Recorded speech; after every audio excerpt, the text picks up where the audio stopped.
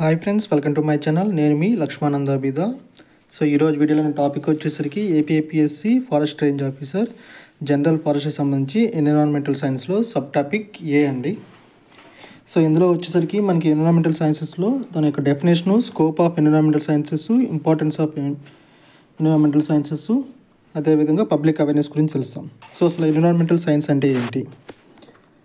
So ఈ environmental science అనేది inter disciplinary field అండి. సో ఇది nature of the world, impact of human activities on the environment రెండు mixed అయి ఉంటుంది.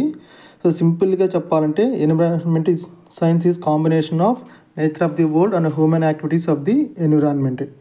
So it combines concepts from biology, chemistry, physics, geology and social sciences to understand the complex relationship between human systems and natural environment. అంటే మానవుని చేసే చర్యలు, అదేవిధంగా పర్యావరణం మీద సహజ సిద్ధంగా ఉండే పర్యావరణము, అదేవిధంగా హ్యూమన్ సిస్టమ్స్ కాంబినేషన్స్లో మనకి బయాలజీ, కెమిస్ట్రీ కాన్సెప్ట్స్ని ఉపయోగించుకొని ఎన్విరాన్మెంటల్ సైన్స్ అనేది మిళితమై ఉంటుంది. సో పర్యావరణం మీద మానవుని చేసే చర్యల వల్ల ఎలాంటి ఎఫెక్ట్ పడుతుంది, పర్యావరణంలో ఎలా డ్యామేజ్ అవుతుంది అనేది మనకి ఈ ఎన్విరాన్మెంటల్ సైన్స్ ద్వారా మనకు తెలుస్తుందండి. సో మానవుడు అదేవిధంగా ప్రకృతి అనేది ఇద్దరు కూడా కలిసే ఈ ప్రపంచంలో నివసిస్తూ ఉన్నారు. కానీ కొన్ని అనివార్య కారణాల వల్ల మానవుని అంతులేని ఆనందం కోసం తనకి అవసరాన్ని మించి పర్యావరణాన్ని దెబ్బతీయడం వల్ల మనకి పర్యావరణ సమస్యలు అనేది ఎదుర్కొంటూ ఉన్నాము. ఈ సమస్యలు అనేది పర్యావరణంకే కాకుండా పర్యావరణంలో ఉండే వృక్షాలకు, జంతువులకు, ఫ్లోరా అండ్ ఫానాకు కూడా ఎఫెక్ట్ అవుతుంది. సో మానవుడే ప్రధాన కారకుడుగా ఎన్విరాన్మెంటల్ సైన్స్ రిలేటెడ్ ప్రాబ్లమ్స్ని క్రియేట్ చేస్తున్నాడు. అదేవిధంగా కొన్ని సందర్భాల్లో పాజిటివ్గా కూడా ప్రకృతికి, పర్యావరణానికి దోహదపడుతున్నాడు. సో అవి ఏంటి అనేది ఈ వీడియోలో మనం తెలుసుకుందాం. So next scope of environmental science. So ఈ స్కోప్ ఆఫ్ ఎన్విరాన్మెంటల్ సైన్స్ అనేది ఈ వేరియస్ టాపిక్స్ మీద ఇంక్లూడ్ అయింది. For example ecology. సో ఇదేం చేస్తుందంటే స్కోప్ ఆఫ్ ఎన్విరాన్మెంటల్ సైన్స్లో study of relationship between living organisms and their environment. So జీవజాలం ఏదైతే నివసిస్తుందో పర్యావరణంలో, పర్యావరణానికి జంతుజాలానికి మధ్య ఉన్న రిలేషన్షిప్ గురించి ఈ ఎన్విరాన్మెంటల్ సైన్స్ అనేది మనకి తెలియజేస్తుంది. అదేవిధంగా కన్జర్వేషన్ బయాలజీ. సో మానవుని చర్యల వల్ల కొన్ని రకాల జంతువులు, కొన్ని రకాల స్పీసెస్, ట్రీస్ కానీ మనకి ఎక్స్టెన్షన్, ఎండేంజర్ అంటే ప్రమాద అంచున కానీ, అదేవిధంగా అంతరించబోతున్న దిశలో ఉన్నాయి. సో వాటి గురించి మనకి ఎన్విరాన్మెంటల్ సైన్స్ ద్వారా తెలుస్తుంది. అదేవిధంగా ఎన్విరాన్మెంటల్ కెమిస్ట్రీ, పర్యావరణం మీద కాలుష్యానికి అయ్యే కారకాలు, వాటి యొక్క కెమికల్ కాంపోజిషన్ అనేది ఎన్విరాన్మెంటల్ కెమిస్ట్రీ ద్వారా మనం తెలుసుకోగలం. అదేవిధంగా ఎన్విరాన్మెంటల్ ఫిజిక్స్. సో ఈ ఫిజిక్స్ అంటే మనకి మన వాతావరణంలో ఉండే క్లైమేట్, వెదర్ ప్యాటర్న్స్ అనేది ఈ ఫిజిక్స్ ద్వారా మనం తెలుసుకోగలం. అదేవిధంగా sustainability, developing strategy for sustainable development and resource management. అంటే సస్టైనబుల్ డెవలప్మెంట్ అంటే మనకి సమతుల్యమైన అభివృద్ధి సాధించడానికి ఎలాంటి చర్యలు చేపట్టాలని కూడా మనకి ఎన్విరాన్మెంటల్ సైన్స్ ద్వారా తెలుస్తుంది. అదేవిధంగా పర్యావరణం కాపాడడానికి అవసరమైన పర్యావరణ పాలసీలు, అదేవిధంగా దాన్ని ఎలా మేనేజ్ చేయాలి, అదేవిధంగా పర్యావరణం ఎలా కాపాడాలి అనేది మనకి ఎన్విరాన్మెంటల్ పాలసీ అండ్ మేనేజ్మెంట్ ద్వారా మనకి ఎన్విరాన్మెంటల్ సైన్స్లో తెలుస్తుంది. So next importance of environmental science. So environmental science అనేది ఎందుకు మనకి ఇంపార్టెన్స్ అనేది ఇక్కడ మనం తెలుసుకుందామండి. సో ఎన్విరాన్మెంటల్ సైన్స్ యొక్క ఇంపార్టెన్స్ అనేది ఏంటి అంటే అండర్స్టాండింగ్ ఎన్విరాన్మెంటల్ ఇష్యూస్. పర్యావరణం మనకి ఎదుర్కొంటున్న పొల్యూషన్స్ ఏదైతే ఉన్నాయో, ఎయిర్ పొల్యూషన్ కానీ, నాయిస్ పొల్యూషన్, అదేవిధంగా water pollution, marine pollution, thermal pollution, ఇలా డిఫరెంట్ టైప్స్ ఆఫ్ పొల్యూషన్ గురించి మనం అండర్స్టాండ్ చేసుకోవచ్చు. అదేవిధంగా క్లైమేట్ చేంజ్. సో పర్యావరణంలో మార్పులు, అదేవిధంగా డిఫారెస్టేషన్, మానవుడి అవసరం నిమిత్తం చెట్లు నరికేయడం వల్ల పర్యావరణ సమతుల్యత ఎలా దెబ్బతిందనేది, అదేవిధంగా loss of biodiversity. Next one developing sustainable solutions. So ఏదైతే పర్యావరణ దెబ్బతినేలా చర్యలు చేపడుతున్నారో వాటి నుంచి, అంటే మానవుల వల్ల కలిగే పర్యావరణ నష్టాన్ని ఏ విధంగా మనం తిరిగి పర్యావరణం కాపాడే ప్రయత్నం ఏ విధంగా చేయొచ్చు అనేది మనకు సస్టైనబుల్ సొల్యూషన్స్ అనేది ఫైండ్ అవుట్ చేయొచ్చు. అదేవిధంగా informing policy and decision making. అంటే ఏం చేస్తారంటే ఎన్విరాన్మెంటల్ పాలసీ మేనేజ్మెంట్కి సైంటిఫిక్ ఎవిడెన్స్ని చూపిస్తూ వాటి యొక్క సపోర్ట్తో మనం పర్యావరణం సంబంధించి పాలసీలు తయారు చేయడము, వాటిని అమలుపరచడం అనేది ఎన్విరాన్మెంటల్ సైన్స్ వల్ల మనకి ఇంపార్టెన్స్ ఉంటుంది. అదేవిధంగా ప్రమోటింగ్ ఎన్విరాన్మెంటల్ స్టీవార్డ్షిప్. సో ఎక్కడైతే మనకి పర్యావరణ రక్షిత ప్రాంతాలు ఉంటాయో అక్కడ నివసించే ప్రజలు కానీ లేదా ఇండివిజువల్స్ కానీ కమ్యూనిటీస్ కానీ ఉన్నట్లయితే అదేవిధంగా లోకల్ యూత్ని ఉపయోగించుకొని వాళ్ళ ద్వారా ఎన్విరాన్మెంటల్ ప్రొటెక్షన్కి సంబంధించి చర్యలు చేపట్టడము, ప్రజల్లో అవేర్నెస్ ప్రోగ్రామ్స్ కండక్ట్ చేయడము, ఇలాంటివన్నీ చేయడం వల్ల ఏంటంటే కొంతవరకు మనకు పర్యావరణం అనేది దెబ్బతినకుండా మనం చేసే చర్యల వల్ల కాపాడుకునే అవకాశం అనేది ఉంటుంది. Next one, public awareness on environmental issues. So building support for environmental policies, raising awareness about environmental issues and generate public support for policies and action that protection environment. అంటే పర్యావరణం ఎదుర్కొనే సమస్యల గురించి ప్రజల్లో సరైన అవగాహనగా తీసుకొచ్చినట్లయితే, అంటే అవేర్నెస్ ప్రోగ్రామ్ కండక్ట్ చేయడము, పర్యావరణం ఎదుర్కొనే సమస్యల గురించి కూలంకషంగా క్లుప్తంగా అందరికీ అర్థమయ్యేలా కొన్ని ప్రోగ్రామ్స్ కండక్ట్ చేయడము, వాటికి సంబంధించిన పాలసీస్ తయారు చేయడము, అదేవిధంగా పర్యావరణం పరీక్షించుకోవాల్సిన ఆవశ్యకతని ప్రజలకు తెలియజేసినప్పుడు మనకి ఇది ఆ సమస్య అనేది మనకి క్లియర్ అవుతుంది. అదేవిధంగా చేంజింగ్ ఇండివిజువల్ బిహేవియర్. సో ఎవరైతే చదువుకున్న వాళ్ళు ఉన్నారో వాళ్ళు ఎన్విరాన్మెంటల్ ఇష్యూస్ గురించి సమాజంలో ఉన్న ప్రతి ఒక్కరికి కూడా అర్థమయ్యేలా తెలియజేస్తూ వాళ్ళ యొక్క బిహేవియర్లో చేంజెస్ అనేది తీసుకురావడం వల్ల కూడా మనకి ఎన్విరాన్మెంటల్ ఇష్యూస్ని పబ్లిక్లో మనం అవేర్నెస్ చేసిన వాళ్ళు అవుతాము. అదేవిధంగా ఫాస్టరింగ్ కమ్యూనిటీ మేనేజ్మెంట్.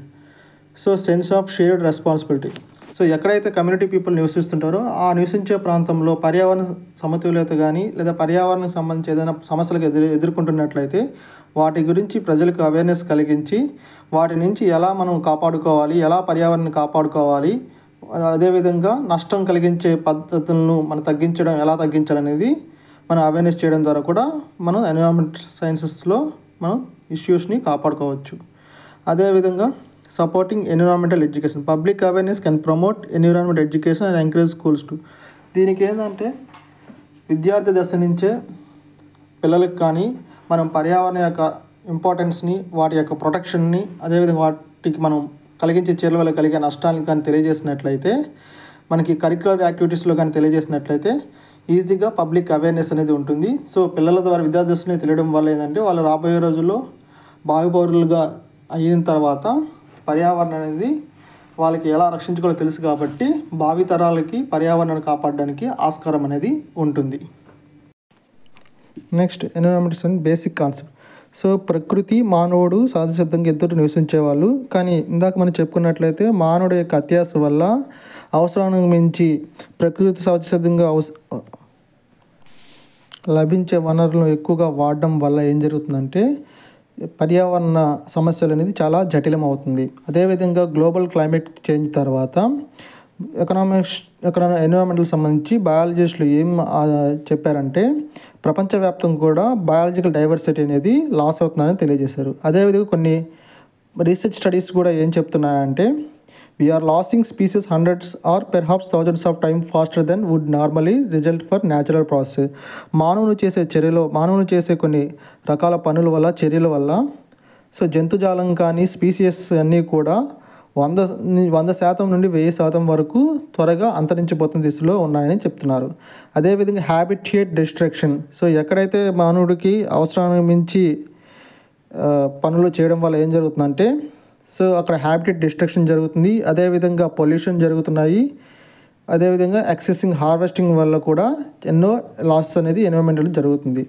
సో సింపుల్గా చెప్పాలంటే ద వర్డ్ ఎన్విరాన్మెంట్ మీన్స్ అంటే ఎన్విరాన్మెంట్ అంటే ఏంటంటే ఎన్సైకిల్ ఆర్ సరౌండ్ అంటే చుట్టూ ఉన్న ప్రాంతము. సో ఈ environment can be defined as అంటే physical, chemical, biological world that surround us as well as the complex of social and cultural condition affecting individual community.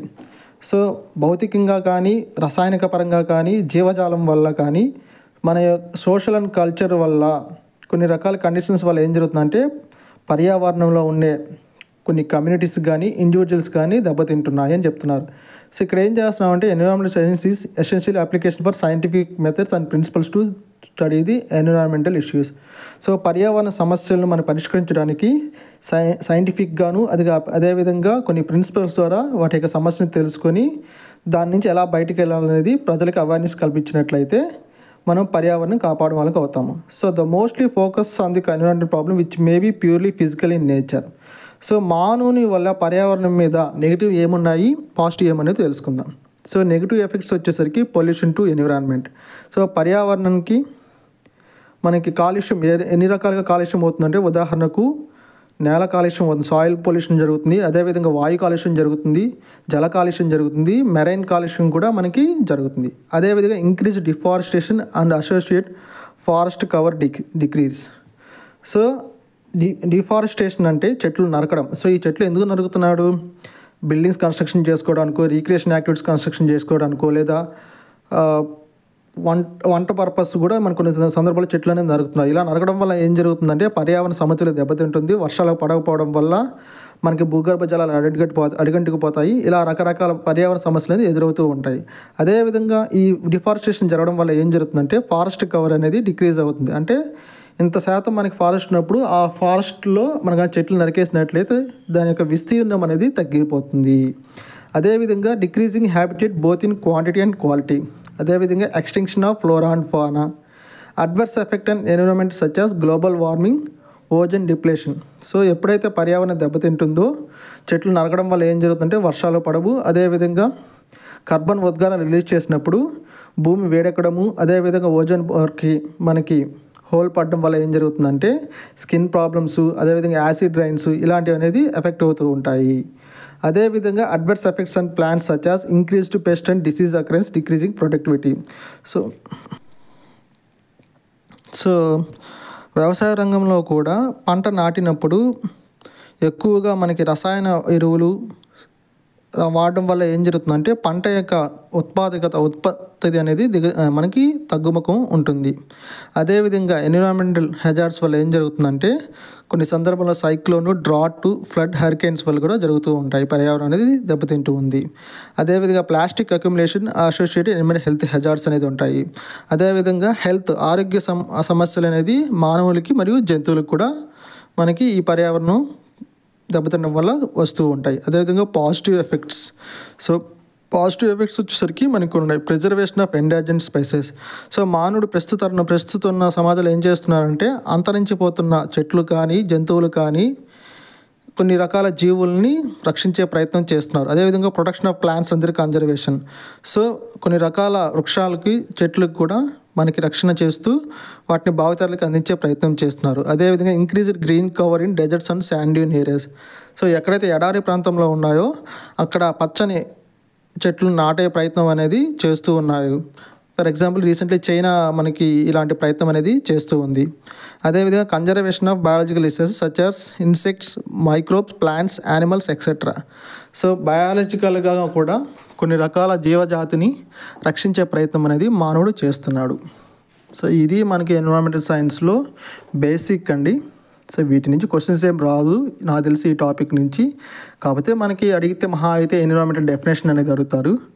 So అదేవిధంగా ఏదైనా పాజిటివ్, నెగిటివ్ ఎఫెక్ట్స్ ఏదైనా ఉంటే మనకి మ్యాచ్ ద ఫాలోయింగ్ టైంలో అడుగుతారు. So video నచ్చితే like చేయండి, షేర్ చేయండి, సబ్స్క్రైబ్ చేసుకోండి. ధన్యవాదములు.